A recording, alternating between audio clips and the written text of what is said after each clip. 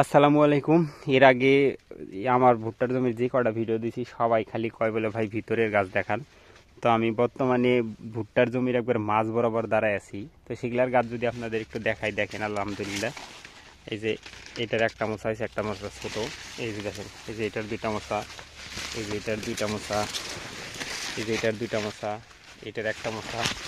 আবার এই পাশে যদি যাই, এই দেখেন এখানে দুইটা মশা, এখানে দুইটা মশা, এখানে দুইটা মশা। হ্যাঁ, মশাগুলো একটু ছোট হয়েছে, এটা আমিও মানতেছি, কিন্তু আমার দুইটা করে মশা হয়েছে। এই দেখেন প্রত্যেকটা গাছে দুইটা করে মশা আছে, হঠাৎ মঠাৎ দুই একটা গাছে একটা আছে আলহামদুলিল্লাহ। এই দেখেন, এই যে এখানে বাতাস ঢুকতে ঢুকতে বাইসা গেছে, এই যে হেলছে আর কি। এই দেখেন এগুলো কিন্তু দুইটা করে মশা আছে।